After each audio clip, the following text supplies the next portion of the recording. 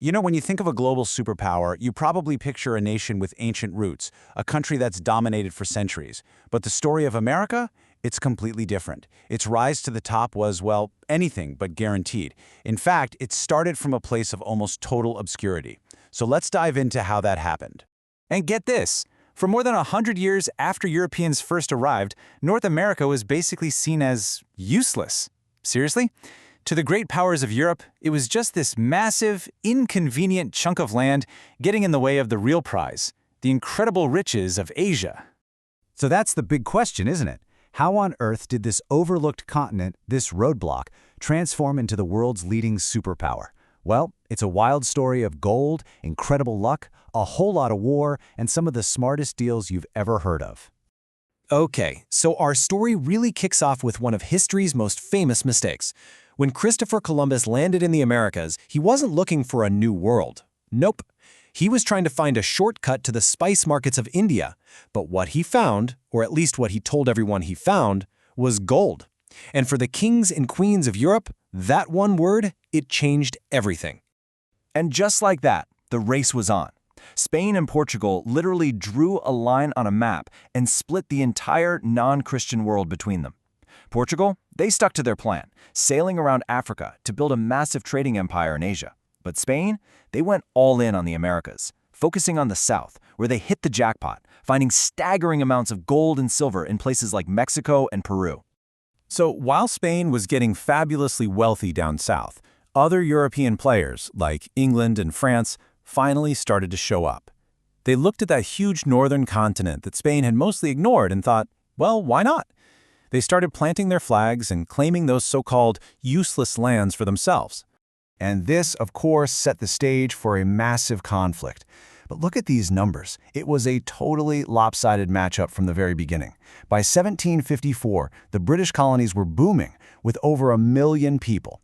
New France, on the other hand, had only about 60,000. That huge population difference, it was going to be a game changer. Sure enough, the British won the French and Indian War. They gained a colossal amount of new territory, including all of Canada. But here's the catch. Victory came at a ridiculously steep price. The war was so expensive that by the time it was over, the British crown was completely broke.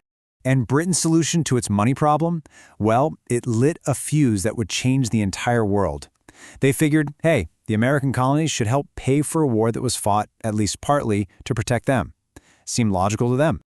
You can see how this plays out, right? It's a simple but explosive chain reaction.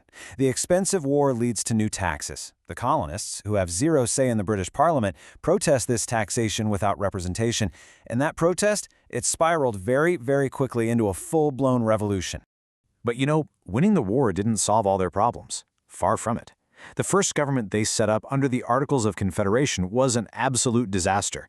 The 13 states were basically acting like 13 different little countries, and the whole new nation was on the brink of total collapse. This spectacular failure is what forced them back to the drawing board to write the Constitution. All right, so with a new, much stronger government in place, America was ready for its next chapter. And it was a chapter of explosive growth. The country's borders were about to be redrawn in a way that absolutely nobody saw coming. And this is where a huge dose of luck comes into play. Across the ocean, Napoleon needed cash, and he needed it fast to fund his wars against Britain. His big dreams of a French empire in America had to be put on hold. So he made a strategic choice: sell the entire Louisiana territory to the Americans. Better to get some money and make a potential friend than risk losing it to the British for nothing. He sold it for just $15 million. I mean, stop and think about that for a second. That is, without a doubt, one of the greatest real estate deals in all of human history. And with the stroke of a pen, with that one single purchase, the United States doubled in size, just overnight. It was a complete game changer that threw open a vast new frontier for a country that was already growing like crazy. And believe me, the Louisiana Purchase was only the beginning. It kicked off 50 years of absolutely relentless expansion. You had Florida purchased from Spain, the independent Republic of Texas being annexed, and then taking the entire Southwest from Mexico after a war. Finally, they settled the northern border with Britain. In a single lifetime, the United States stretched from the Atlantic to the Pacific. But as the nation was pushing west, this deep, dark crack was widening right down the middle of it. An issue that had been there from the very beginning was about to boil over and threaten to destroy everything. And that issue, of course, was slavery. In the North, it had been outlawed and was seen by many as a profound moral evil that had to be stopped. But in the South, it was completely woven into the fabric of their economy and their entire way of life. There was no middle ground here. These two positions were totally, fundamentally at odds.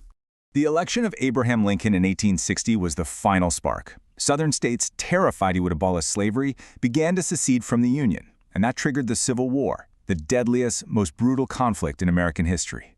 After 4 terrible years, the North won. The slaves were freed, and the nation, though deeply, deeply scarred, was once again whole. Now, after surviving its absolute greatest crisis, the United States didn't just rebuild, it transformed. Powered by a massive industrial boom, the nation's economy exploded. And for the first time, it really started to look outward, shifting from this isolated country into a real player on the world stage. And that expansion, it kept going. Just 2 years after the Civil War ended, the U.S. bought Alaska from Russia for $7.2 million. A lot of people at the time mocked the deal, calling it Seward's folly. But wow, did that turn out to be an incredibly strategic purchase. This question right here really gets to the heart of the debate that was raging across the country. After American businessmen took control of Hawaii, the U.S. had a huge choice to make. Should it stick to its old tradition of just minding its own business? Or should it start to actively protect its growing interests around the globe? The answer came loud and clear in 1898. The Spanish-American War was incredibly short, but its impact was massive. It shattered what was left of the once mighty Spanish Empire and, almost in the blink of an eye, turned the United States into a global colonial power, with territories from the Caribbean to the Pacific. And if there was any doubt, President Teddy Roosevelt put a giant exclamation point on America's arrival. He built up a massive fleet, the Great White Fleet, second only to Britain's Royal Navy. And then he secured the Panama Canal, giving that brand new navy a shortcut between the Atlantic and Pacific. So, there you have it. By 1914, all the pieces were on the board. From being written off as useless lands, America had become a continental nation and now a genuine world power.